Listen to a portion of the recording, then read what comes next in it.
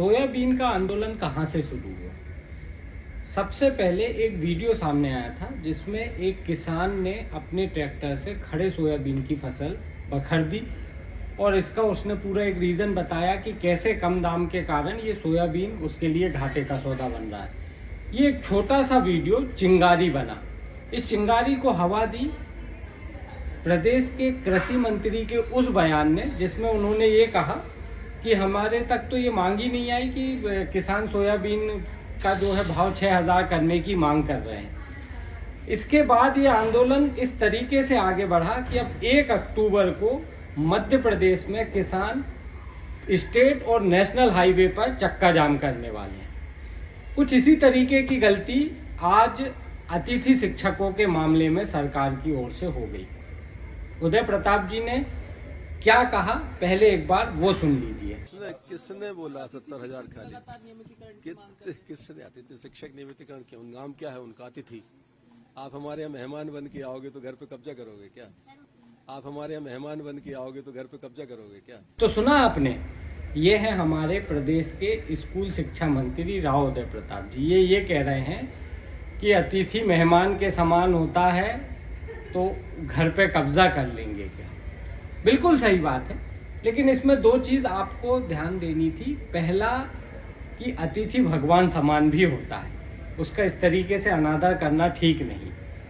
और दूसरा ये कि यदि अतिथियों के घर पे कब्जे करने की चिंता थी तो भाजपा की ही सरकार जो इलेक्शन से पहले थी 2023 में, उसमें क्यों महापंचायत बुलाई गई?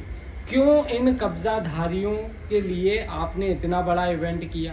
क्यों इन कब्जाधारियों के लिए इतने बड़े बड़े वादे किए गए?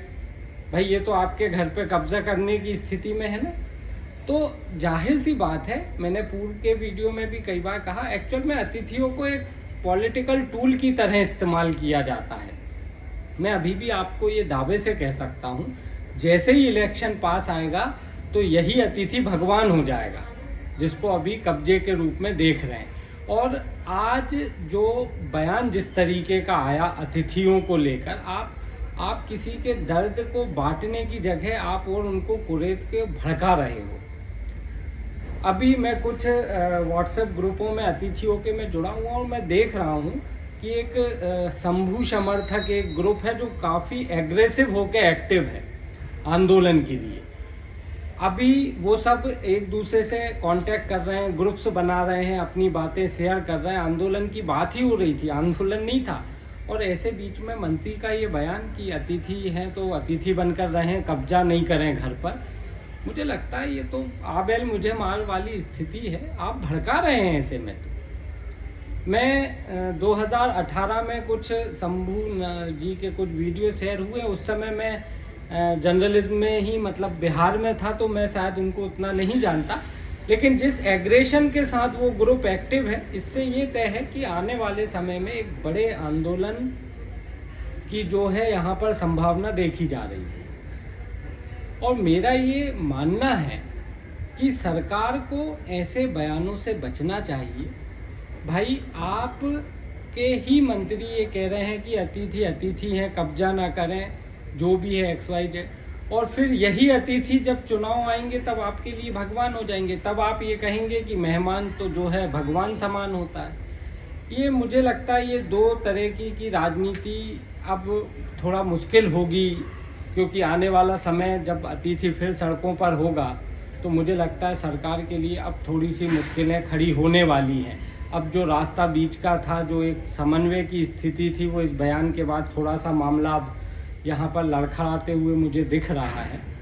मुझे ये लगता है कि सरकार को और सरकार का जो प्रतिनिधित्व करते हैं, मंत्री ही प्रतिनिधित्व करते हैं सरकार का, वो जब बोलते हैं तो ये माना जाता है कि ये सरकार का विचार है, सरकार के थॉट है।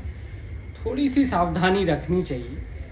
अतिथि वैसे ही दुखी है, उसकी ज्वाइनिंग अभी तक नहीं हो पाई। ऐसे में उनको किससे आस होगी? उनको आपसे ही आस होगी। आप ही उनके लिए कुछ अच्छा कर सकते हो। जब आप ही ऐसी बात करेंगे तो वो किसके पास जाएंगे? मुझे लगता है कि थोड़ा सा इस विषय में सोचना चाहिए।